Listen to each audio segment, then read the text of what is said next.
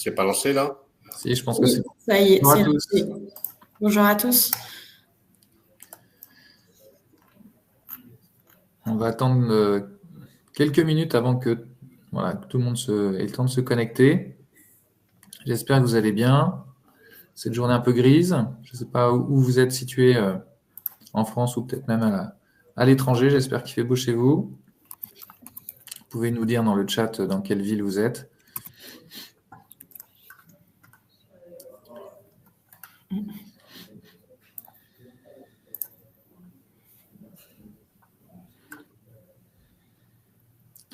On va juste attendre 2 minutes. Bonjour Sarah. À Paris, il fait pas beau, oui. Ouais. Je suis au Havre, il fait pas beau non plus. Je pense que c'est un peu partout pareil, malheureusement. Bonjour Daniel.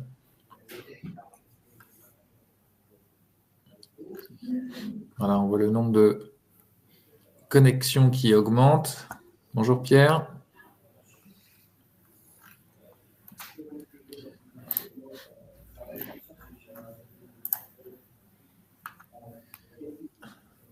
Pierre me répond.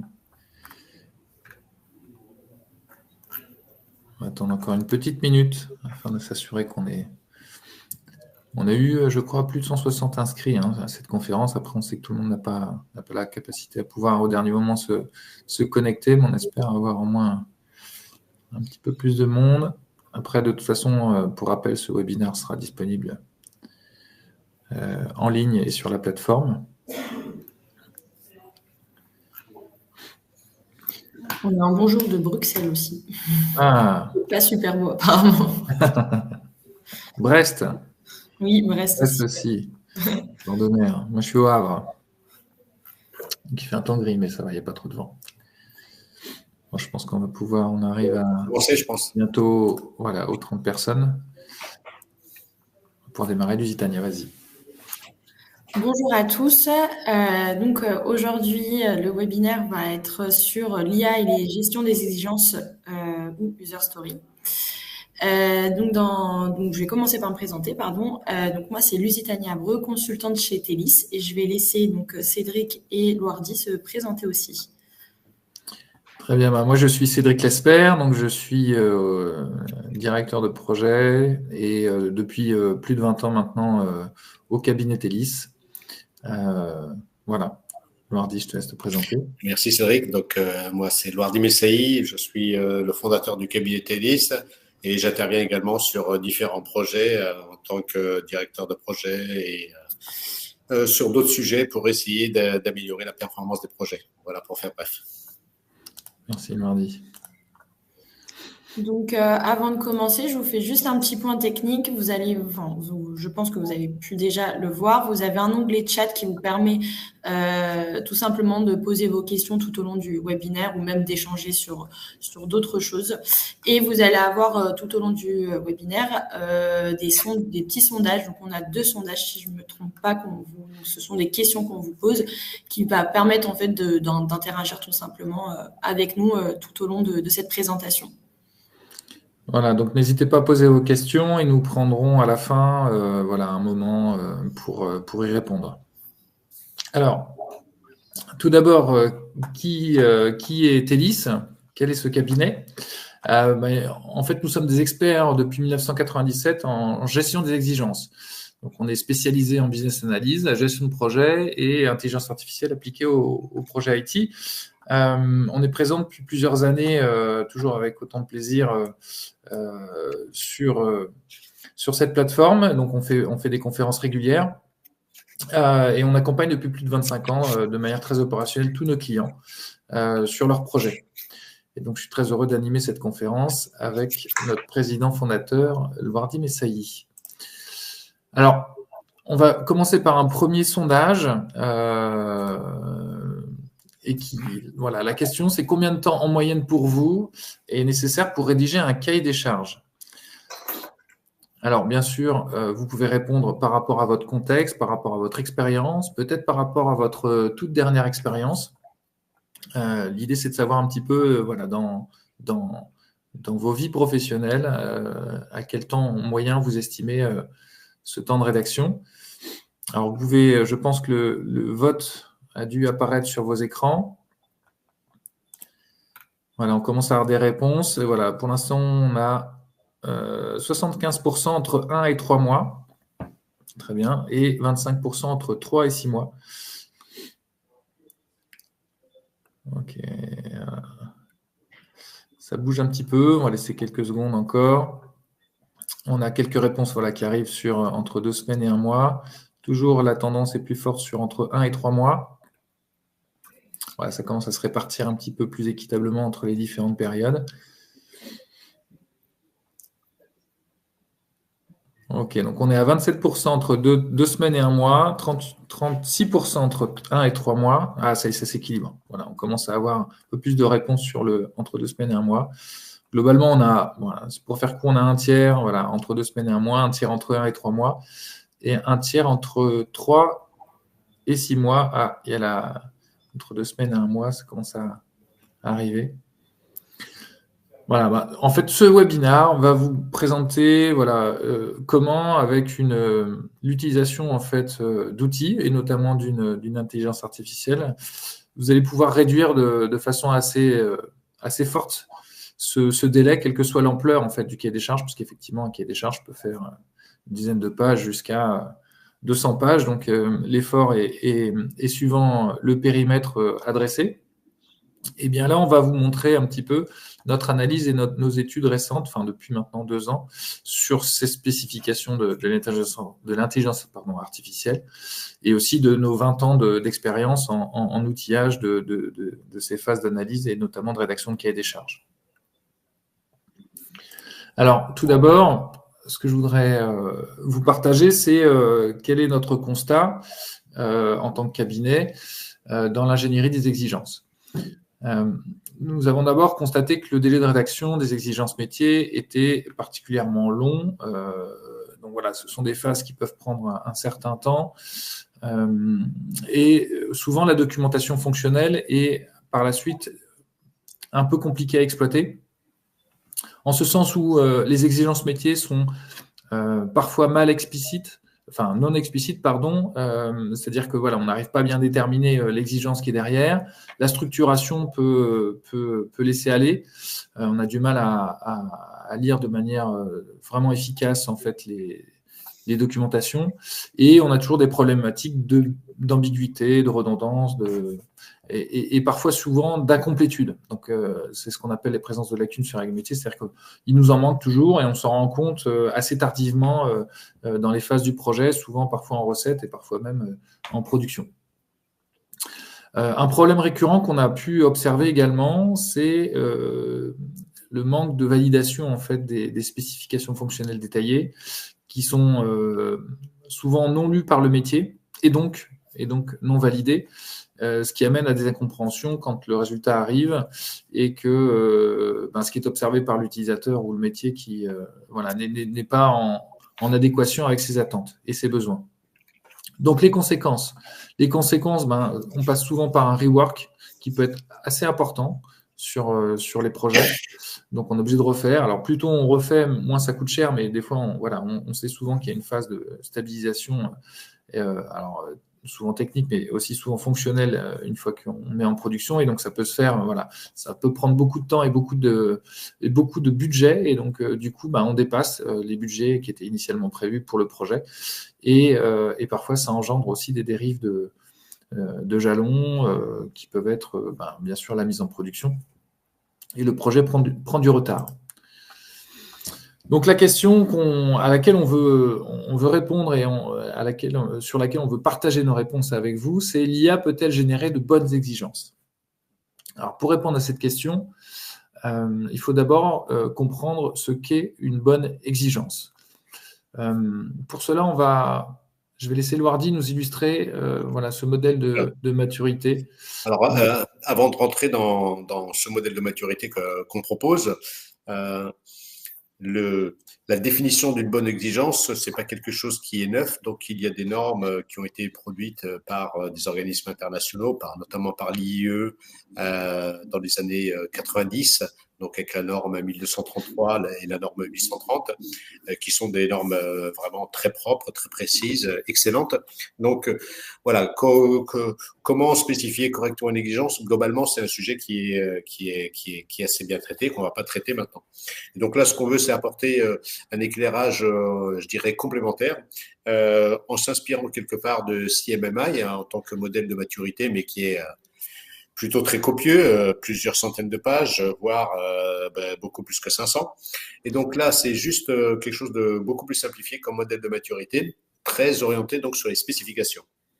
Donc, l'étage 0, donc vraiment le rez-de-chaussée, c'est qu'il n'y a pas d'expression des besoins utilisateurs, ou alors elles sont laconiques, donc pas d'expression, c'est-à-dire que il n'y a rien qui est exprimé, même pas un mail, ou aussi peut-être un mail, c'est juste ça, du post-it, voilà, c'est très très très très mince, voilà. Difficilement exploitable par l'IT.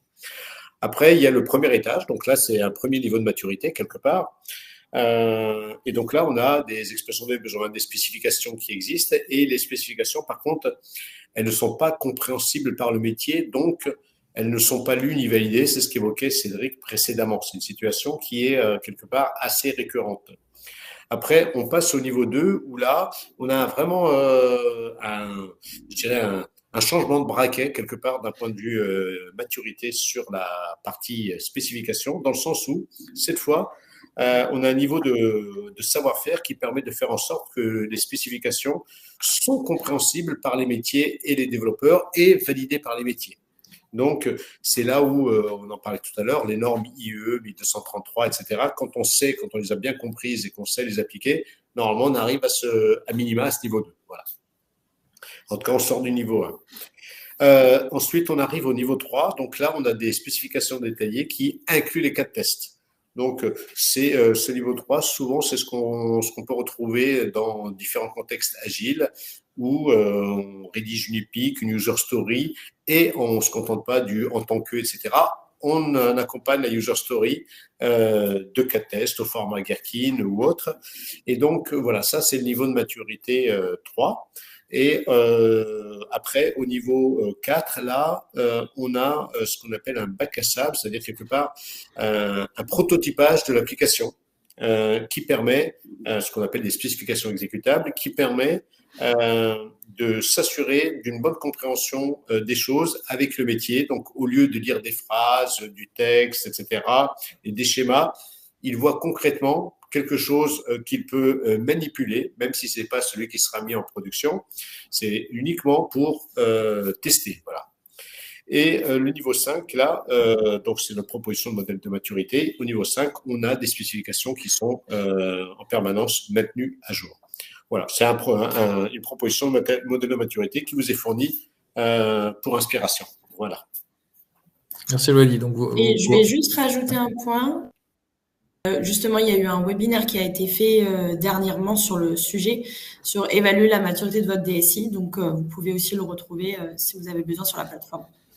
Oui, effectivement. Donc, merci de le rappeler, Gitalia. Donc, il y a eu un webinaire sur Webikeo, donc sur les modèles de maturité, celui-là, et ainsi qu'un modèle de maturité lié au test, voilà, au testing. Ok, très bien. Donc maintenant, toujours pour répondre à la même question, l'IA peut-elle générer de bonnes exigences? On va maintenant s'intéresser à l'intelligence artificielle. Qu'est-ce que sont les promesses de l'intelligence artificielle? Alors, on a ici mis nos objectifs à nous, en tout cas celle à laquelle on voulait répondre. La première, c'est la réduction tout d'abord des erreurs humaines dans le processus de rédaction. Voilà, limiter tout ce qu'on a pu voir tout à l'heure aussi, d'éviter de rédiger des choses ambiguës, d'essayer de travailler sur l'automatisation, détecter des incomplétudes, des choses comme ça. Ensuite, c'est bien sûr la réduction de la pénibilité. L'effort de rédaction est important, donc ça peut être aussi un gain important de pouvoir réduire la charge en fait mentale et de simplifier en fait l'effort de rédaction dans le cadre des phases d'analyse. Ensuite, bien sûr, un gain de temps. Hein, si on a un assistant, c'est bien pour gagner du temps et donc aller plus vite et réduire le délai de production. Et enfin, on s'est rendu compte qu'on pouvait aussi accroître le plaisir dans le sens où on pouvait, amener un petit peu de, entre guillemets, de gamification, en tout cas d'interaction, qui vont permettre à un business analyst qui souvent est seul devant son écran, je ne parle pas bien sûr des ateliers, mais en phase de rédaction, de pouvoir interagir comme ça avec et d'avoir un petit de l'amusement et en fait de l'interaction qui vont égayer son travail de rédaction. Alors, on va vous faire un petit test. Vous avez ici 4 propositions de rédaction et on va vous demander quelles sont celles qui ont été écrites par l'intelligence artificielle. Donc, Lusitania, tu peux lancer le… Oui. Donc, vous allez pouvoir choisir et vous devez choisir entre A, B, C ou D, celles qui ont été écrites par une intelligence artificielle. Donc, la première… Toute action de validation effectuée par l'utilisateur doit être approuvée automatiquement par une seconde validation de l'utilisateur, nécessitant une confirmation de la première validation. Ensuite, petit b, définition de profil utilisateur, attribution à chaque profil des fonctionnalités accessibles et du périmètre de données accessible. Petit c, la saisie devra être réalisée sur un écran qui présentera un affichage type grille horodatée de programmation indiquant les créneaux des intervenants. Et enfin d, la réponse D, pour ceux qui ont la ref. Les données doivent se synchroniser instantanément à chaque modification, toutes les 24 heures, pour garantir la fraîcheur de l'information. Alors, voilà, vous commencez à répondre. Donc, on voit que le A à 44%, donc pour celles qui ont été écrites par une intelligence artificielle, ça commence à se répartir un petit peu. Voilà, il y a le A, la réponse A et la réponse C qui apparaissent en tête de liste, avec pas très loin derrière la D et la B. Je pense que tout le monde joue le jeu. Je pense qu'on a pratiquement tous les inscrits. Donc, c'est la A et la C pour la majorité d'entre vous. Ah, ça bouge encore un tout petit peu.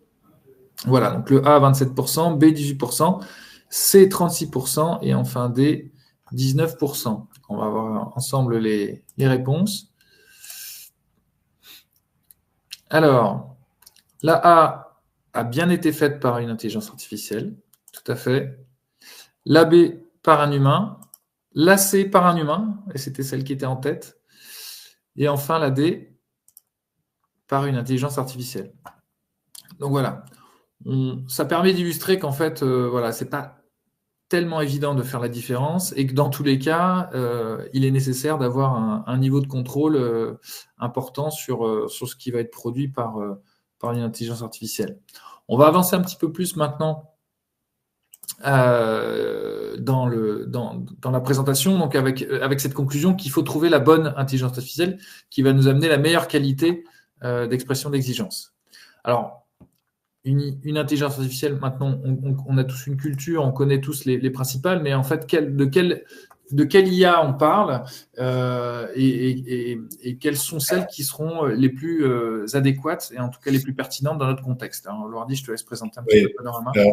Alors, sans faire spécifiquement beaucoup de théories sur les différents types d'IA, on peut quelque part ranger les IA en 2 grandes catégories. D'un point de vue utilisateur, je parle. Donc, la première, ce sont les IA généralistes, donc dans lesquelles on va dire des prompts, on peut faire de tout, comme par exemple ChatGPT, Copilot et autres. Et d'un autre côté, des IA qui sont dédiées à une tâche bien précise. Par exemple, il y a longtemps, donc l'OCR, on avait des IA pour faire de la reconnaissance de caractère, la conduite automobile assistée, voilà, ou la reconnaissance d'image popularisé par Google il y a déjà plus d'une dizaine d'années, avec la contribution de tout le monde pour aider à renforcer le modèle. Voilà, donc de l'IA généraliste ou de l'IA spécialiste. Et donc, quelque part, on arrive à la conclusion que ce sont les IA spécialistes qui permettent d'être les plus efficaces pour répondre à des problématiques. On va même le démontrer, Loardi, puisqu'en fait, on va vous comparer en fait le résultat d'une IA généraliste avec une IA spécialiste. On a proposé à ChatGPT un prompt avec un persona qui est bien sûr un business analyst. On lui écrit un ensemble d'éléments, notamment sur le modèle de données, des informations. Et donc, on est sur la gestion d'une bibliothèque. Avec juste ce texte-là en entrée, on va tout simplement lui demander de nous rédiger des spécifications. Et donc, on va pouvoir voir ensemble, on a enregistré bien sûr l'essai, et on va pouvoir voir ici comment une IA généraliste répond. Donc déjà, elle arrive donc à décrire le contexte, les objectifs. Donc on est déjà dans une forme de cadrage. Les spécifications fonctionnelles, elle va décrire de façon assez détaillée un certain nombre d'éléments concernant le modèle de données avec de la description. Et ensuite, on rentre dans les fonctionnalités avec la gestion des adhérents, la gestion des emprunts, et enfin les règles métiers. Donc on voit qu'il y a un certain niveau quand même de production. On voyait qu'avec un petit prompt, avec quelques éléments, en fait, le moteur répond. Alors là, on rentre dans des spécifications un peu techniques, donc c'était pas trop l'idée, mais on l'avait pas trop précisé. On a ensuite les relations qui sont rédigées de manière un peu plus normée, et on a même des spécifications non fonctionnelles qui sont émises, comme de la sécurité, des idées sur de l'ergonomie. Donc, il y a quand même une richesse assez incroyable qui est donnée par l'IA, avec juste, effectivement, un persona, le business analyst, et puis quelques éléments d'information.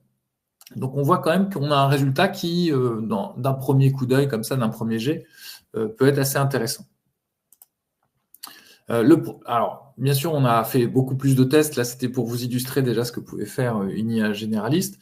Alors, quel est, notre bilan des différents essais qu'on a pu mener sur le sujet? Donc, effectivement, concrètement, ça permet d'avoir une base de spécification qui, par rapport au modèle de maturité qu'évoquait Loardi, arrive au niveau 2, niveau 3. C'est-à-dire que c'est lisible, c'est structuré. Donc, c'est un bénéfice certain pour un business analyst, et la rédaction est claire. Alors, bien sûr, le problème, c'est ensuite les inconvénients. Donc, du coup, on partage en fait nos informations métiers avec une IA généraliste dont on ne maîtrise pas la confidentialité qui va être auquel les données vont être soumises. La couverture est quand même partielle. Et puis, en faisant beaucoup de tests et avec des cas beaucoup plus complexes, on s'est rendu compte qu'il pouvait y avoir des cas d'erreurs et d'hallucinations possibles. Donc, pour nous, effectivement, la conclusion que Loardi a évoquée tout à l'heure, c'est qu'il vaut mieux une IA spécialisée, dédiée et surtout sécurisée pour mener et pour assister en fait les business analysts dans ces phases projet. Alors, je vais laisser Loardi nous un peu décrire l'évolution, parce qu'en fait, le travail que Télis a fourni sur l'outillage et la méthodologie au niveau de la business analyse date depuis beaucoup plus longtemps que l'apparition des intelligences artificielles généralistes sur le marché. Alors, Loardi, ton micro est coupé. Donc, effectivement, on œuvre sur ces sujets-là depuis plus d'une vingtaine d'années, donc avec d'anciennes technologies, on va dire, d'IA, donc à l'époque des IA qui n'étaient pas génératives, mais avec des règles d'inférence, des moteurs de règles. Je ne vais pas rentrer dans le détail. Et également, donc, l'usage de langage formel. Ensuite, on a travaillé sur toujours dans le domaine du TAL sur la. Ah, c'est vrai que tu as trouvé. Pardon, ouais, excuse-moi, je pensais qu'il y avait des choses sur la gestion des exigences, les user stories, la qualité, le respect des normes IE, etc. On a essayé également de travailler sur l'analyse sémantique d'un contenu. À partir de 2015, on a œuvré sur la génération de spécifications, comme quelque part venait de le faire Cédric avec l'IA généraliste. Ensuite, on s'est intéressé à la génération des cas tests associés aux spécifications. Et depuis aujourd'hui, en fait, depuis assez récemment plutôt, ça date déjà de 6 mois, 1 an, c'est la création, au-delà de la création des cas tests, c'est l'automatisation des cas tests dans un langage utilisateur final, donc en no-code. Voilà pour faire très très bref. Ok, merci Loardi. On va voir ça plus en détail, puisque maintenant on va refaire le même test qui vous a été présenté avec ChatGPT, avec à peu près le même prompt. Là, on n'a pas besoin de mettre le persona, mais on a exactement les mêmes données d'entrée. Et on va introduire ces informations-là dans un outil qui s'appelle Send, donc qui est un peu qui est la plateforme unifiée de l'ensemble des outils qu'on a pu réaliser depuis 20 ans. Donc, voici un peu voici la plateforme. Je vais lancer ici le test. Donc, on est sur une plateforme en ligne. On va rentrer, donc là, vous avez au tout début déjà un assistant qui permet de cadrer le projet. Voilà, on rentre maintenant dans la description des informations. Donc, automatiquement, un modèle de données est généré. Donc, ce que vous pouvez voir à l'écran. Voilà, donc nous, concernant la modélisation de données, donc ça nous paraît quelque chose d'essentiel dans les phases d'analyse. Là, on rentre dans le modèle fonctionnel avec une IA qui peut proposer des choses complémentaires par rapport au contexte métier qui a été compris. Donc là, c'est un schéma un peu urbanisé des fonctionnalités automatiques. Voilà. Ensuite, on a des cas de tests qui vont être générés aussi par intelligence artificielle, donc des cas de tests évolués. On a aussi, dans le cadre de l'outil, un ensemble de tests Gherkin qui vont être générés. Donc tout ce que vous voyez là a été généré automatiquement dans la plateforme à partir du prompt que vous avez vu précédemment. Voilà. Donc là, on a ici l'ensemble des tests Gherkin qui ont pu être déduits par l'analyse de l'IA. On a ensuite des choses qui nous permettent de manipuler, surtout de visualiser les données, avec des jeux de données également générés automatiquement, qu'on peut ensuite compléter, bien sûr, et qui permet par exemple en atelier aussi de visualiser un peu le périmètre des informations qui est géré. On a bien sûr dans l'outil intégré un outil de design de process et de différents diagrammes qui peuvent être très utiles dans le cadre des phases d'analyse. On a quelques outils de gestion de projet, on a un RACI, un journal de bord, voilà. Et ici, vous avez une prévisualisation du livrable qui peut être généré automatiquement à partir de l'ensemble des informations qui ont été générées. Donc, on voit ici le balisage des exigences dans l'outil. On a le bac à sable, toujours pareil, généré à partir du prompt. Donc là, vous avez une simulation d'une application qui a été réalisée avec les jeux de données que vous pouvez voir à l'écran et qui est manipulable et exécutable, c'est-à-dire que vous pouvez naviguer. Et donc, c'est pareil en atelier, même sur nos écrans prototypes, ça permet aussi de prévisualiser en fait avec, par exemple, le métier concrètement en fait ce que donnent les concepts qui ont été analysés dans le cadre d'une application par défaut. Et elle fonctionne, c'est-à-dire qu'on peut enregistrer des informations, comme on vient de le voir, pour compléter les jeux de données. On peut la manipuler dans tous les sens. Et ensuite, ici, on peut exporter donc un peu tous les éléments graphiques ou également le livrable complet. Voilà, donc c'est une vidéo, mais qui vous permet de voir de façon assez rapide l'ensemble des fonctionnalités de l'outil Sand. Avec au départ une partie conception jusqu'à une partie testing. Alors, et donc l'IA spécialisée pour nous, elle a plusieurs avantages. Donc, bien sûr, on l'a voulu souveraine et sécurisée. Donc, c'est une plateforme qui est hébergée en France sur des serveurs qui sont à nous.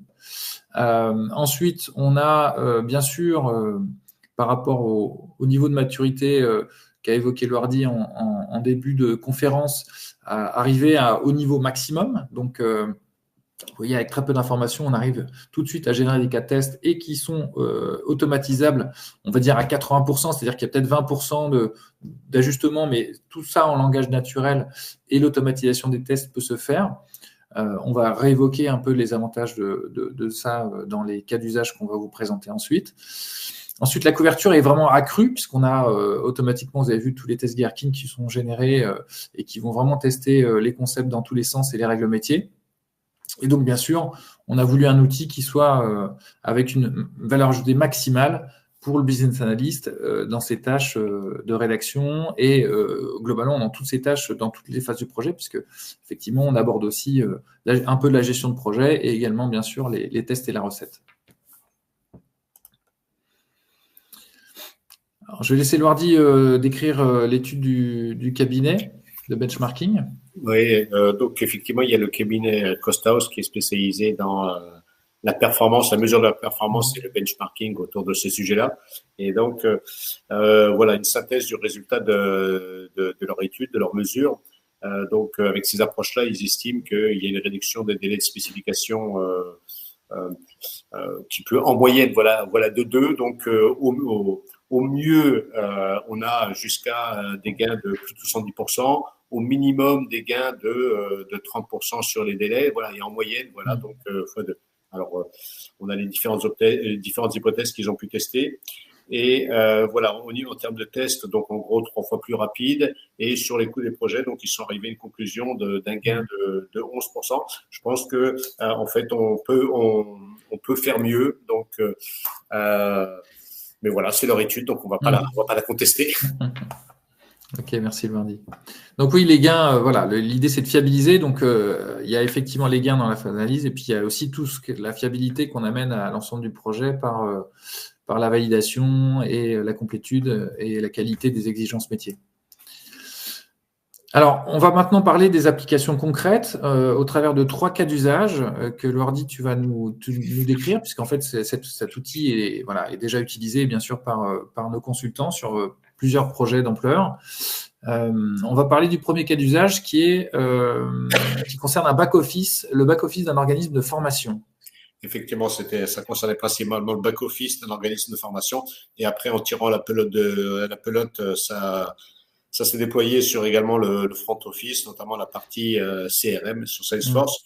Donc, en global, c'est ce que quelque part tu viens de montrer, Cédric, qu'on a le plus utilisé, c'est-à-dire la clarification. Donc, ça a été vraiment une grosse aide, une grosse assistance pour l'élucidation, la clarification des besoins, notamment déjà avec le modèle de données. Donc, le fait de scripter derrière, avoir le modèle qui apparaît graphiquement, ça permet d'impliquer les utilisateurs dans l'échange et de vite vérifier visuellement la compréhension. Donc, voilà, entre être uniquement dans du dialogue et avoir du visuel, ça change complètement la donne.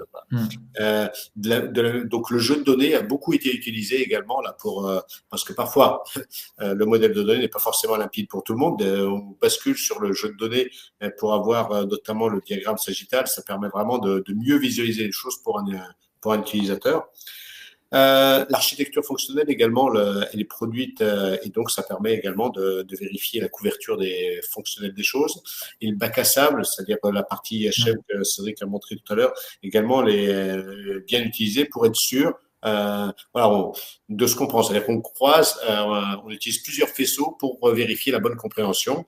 On préfère investir beaucoup plus, ça peut paraître redondant, mais beaucoup plus au départ, que après, ça coûte beaucoup plus cher de rectifier plus tard. Donc, et globalement, ça, sur ce sujet-là, donc qui continue encore. Hein, donc, on a vraiment une bonne application, une bonne motivation des utilisateurs. Ce sont vraiment quelque part des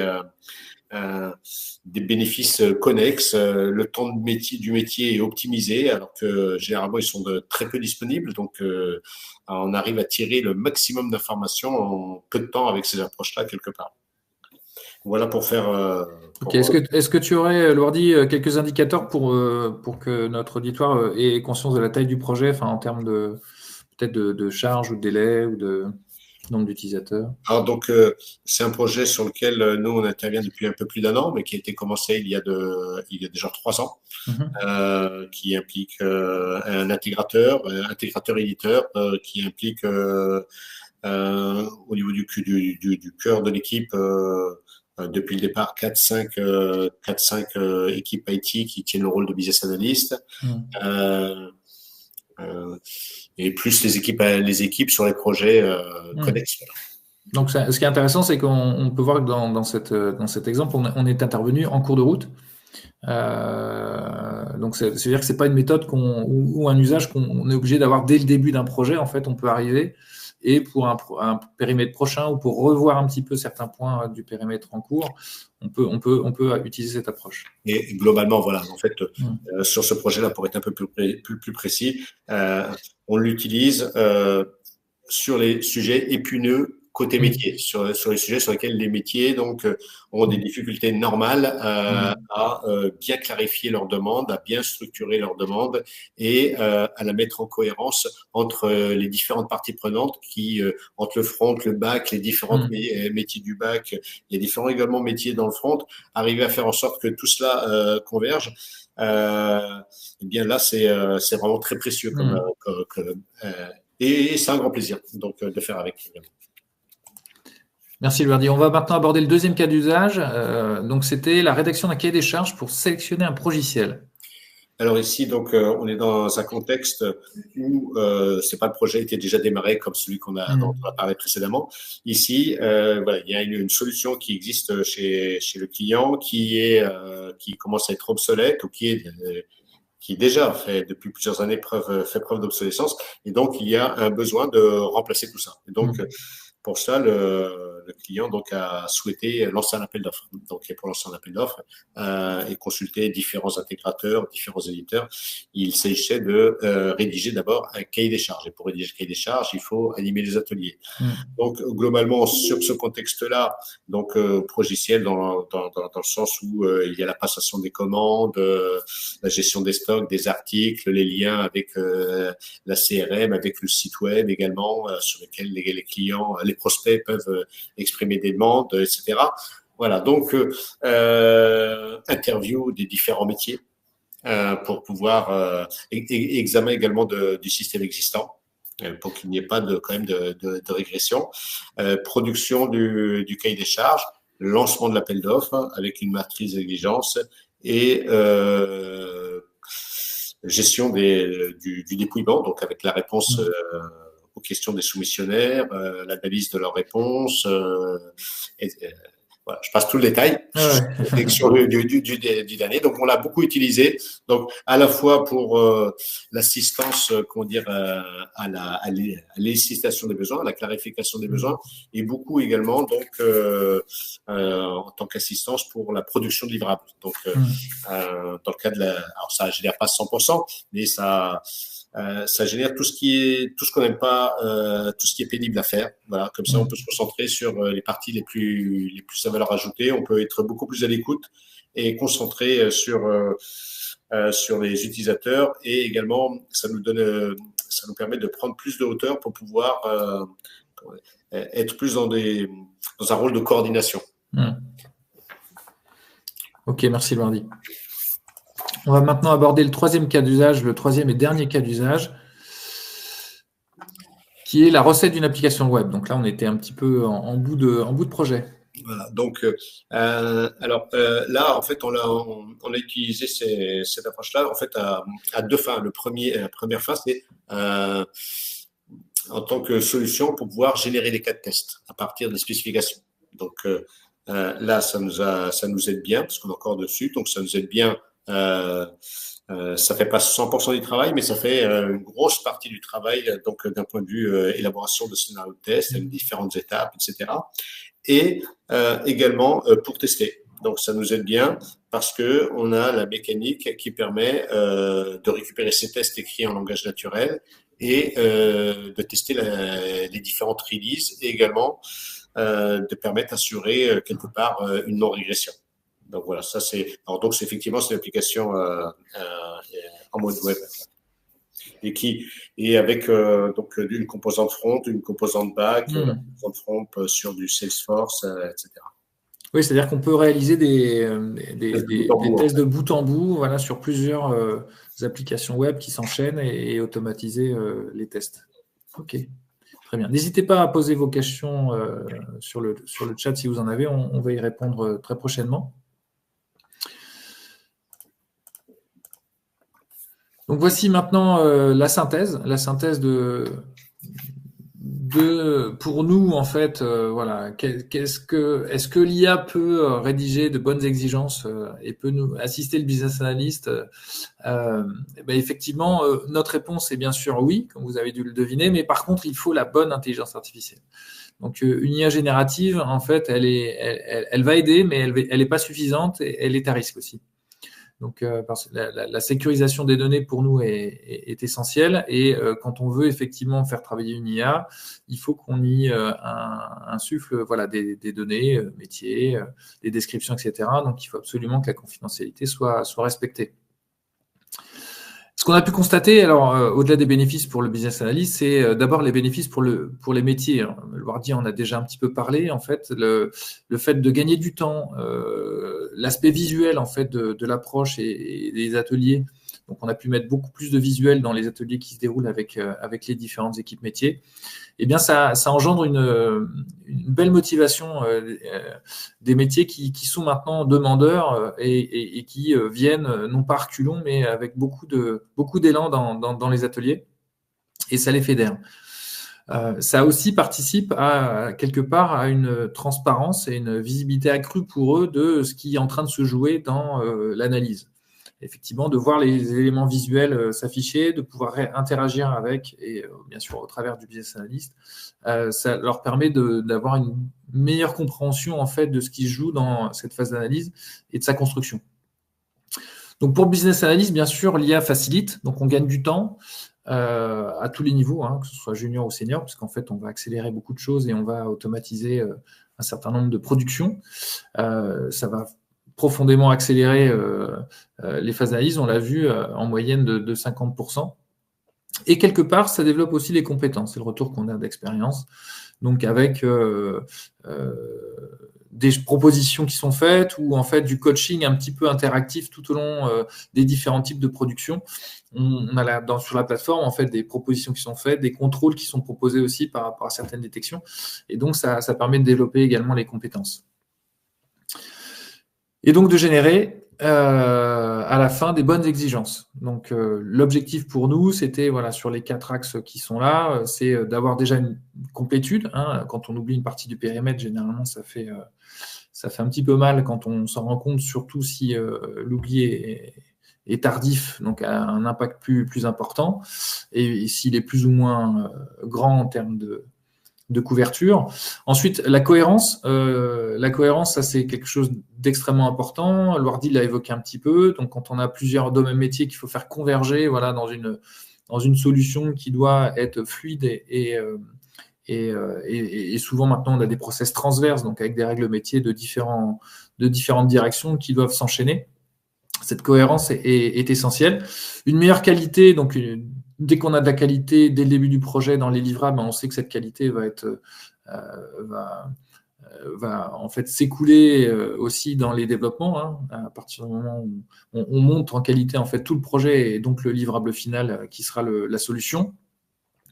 Et la validation et la compréhension, c'est effectivement le tampon. Et donc ça permet de sécuriser aussi que avec la complétude, la cohérence et la qualité, que le métier a bien validé, y compris ce qu'on va réaliser pour éviter les écarts de résultats.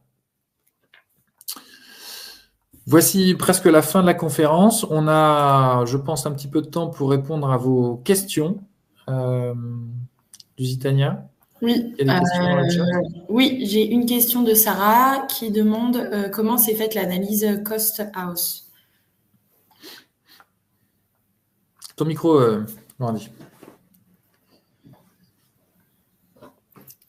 Comment ils l'ont fait? Moi, de ce que j'ai compris, ils ont analysé une quinzaine de projets sur lesquels ils avaient des ABAC, c'est-à-dire la durée, le nombre de personnes, le consommé, voilà. Donc un ensemble d'informations. Ils avaient également faits par différentes sociétés. De ce que j'ai compris, ils avaient également les livrables eux-mêmes, cahier des charges, specs, etc. Donc ils ont pu mesurer des nombres de pages, ce genre de choses, et ils ont pris des extraits, alors je sais pas combien, donc des extraits de certaines parties de ces livrables. Ils ont essayé de refaire la même chose en utilisant la solution Sand et en mesurant le temps. Alors bien sûr, c'était sur des échantillons, parce qu'il y a des projets qui étaient sur plusieurs centaines de jours, etc. Et globalement, en utilisant des règles de 3, etc., ils sont arrivés aux mesures qui sont données. Voilà. Ok. Merci Mardi. Merci. J'ai une autre question de Léa qui demande combien de temps faut-il pour produire une spécification à utiliser lors d'un atelier? Alors, personnellement, j'ai pas bien compris la question. Alors, je ne sais pas si on peut avoir un peu de Elle est écrite sur la conversation. Elle est sur le chat, Ouais. oui. Et sur le chat. Alors, je vais essayer de la lire. Mhm. Donc, combien de temps faut-il pour produire une spécification à utiliser lors d'un atelier? Alors, voilà, je vais essayer de reprendre cette question parce que je ne suis pas sûr de bien la comprendre. Donc, voilà, je suis sur un atelier. À partir de là, je collecte des informations et je vais traduire ça en spécification. Donc, ce que je peux dire, c'est que en même temps qu'on fait l'atelier, la spécification se produit.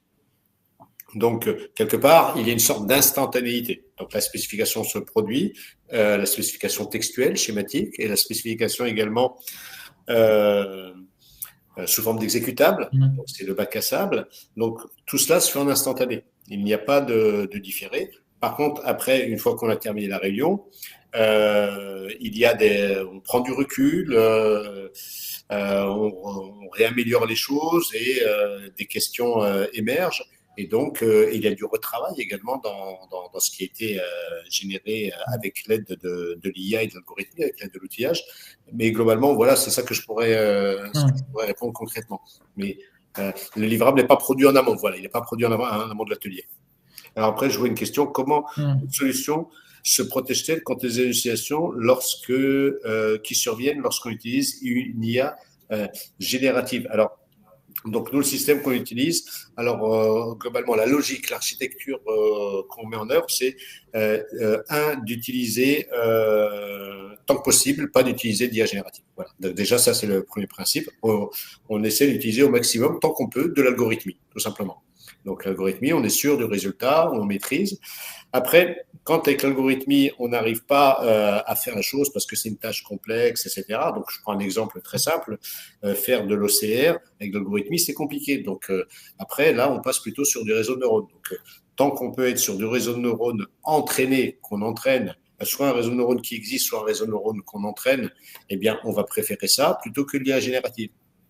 Et après, donc, lorsqu'on passe à l'IA générative, donc il y a deux cas de figure. Le premier cas de figure, c'est d'utiliser l'IA générative, on va dire brute de décoffrage telle qu'elle, avec les hallucinations possibles, plus la possibilité de paramétrer la température pour éviter que les hallucinations soient importantes. Mais avant ça, donc il y a la technique de prendre un réseau de neurones et de l'entrer par réseau de neurones, un LLM, donc une IA générative, et de la fine-tuner. Donc voilà, il y a beaucoup de solutions. Donc la réponse n'est pas simple, je dirais. Merci Mardi. Et à la fin, il y a toujours l'être humain, il ne faut pas l'oublier. Il y a toujours le contrôle, ouais, voilà. Dans tous les cas. On a une autre question. Quelle plus-value voyez-vous depuis votre utilisation de l'IA dans vos missions? Alors, je n'ai pas bien compris la question, je ne la vois pas. Ah oui, c'est la question, c'est quelle plus-value voyez-vous depuis votre utilisation de l'IA dans vos missions? Ah bah là, c'est le plaisir. Donc le plaisir c'est beaucoup. Bon, déjà, il faut aimer le métier, hein, donc il faut aimer le métier d'AMOA, de business analyst, de product owner. Il ne s'agit pas de l'exécuter tout simplement pour l'exécuter. Mais on prend beaucoup plus de. C'est toujours compliqué en fait. Et donc on prend plus de plaisir déjà à faire en étant quelque part aidé. C'est plutôt que de passer sur un paperboard, de faire du manuscrit, du schématique, qui peut être brouillon quelque part, passer par du digital bien propre, etc. Avec cette assistance. C'est beaucoup plus confortable. Voilà. En fait, la plus-value, c'est que c'est plus confortable, ça facilite les choses. Ça, de temps en temps, moi, j'aime bien entendre les propositeurs dire mais c'est génial comme ça, etc. De la part de l'utilisateur final là, qui se retrouve hyper impliqué. Donc, voilà, moi, c'est ça que je dirais comme plus-value. Voilà, une grosse facilitation, sur différents sujets. Donc, alors, je pourrais les énumérer. Et on a une dernière question de Isabelle qui demande combien coûte votre solution? Alors, donc, moi, je n'ai pas les prix en tête, mais en tout cas, si n'hésitez, revenez vers nous. Je crois que le Lusitania, il y a un lien pour pouvoir prendre contact. Voilà.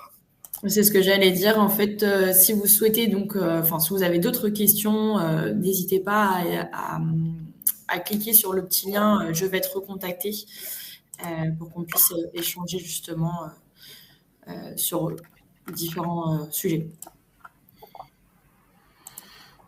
Ok, ben je pense que c'est la fin de ce webinaire. Merci à tous de vous être connectés, de vous être intéressés à notre sujet. Et nous restons bien sûr à votre entière disposition pour plus d'informations. Et n'hésitez pas à cliquer effectivement sur le lien pour qu'on vous recontacte ou prenez contact directement avec nous sur notre site ou voilà, tout moyen que vous trouverez nécessaire. Écoutez, on vous souhaite à tous une excellente journée et un bon appétit pour ceux qui vont déjeuner. Merci à vous, merci à toi Cédric et merci à toi Lusitania. Merci Lordi. Au revoir. Merci, au revoir.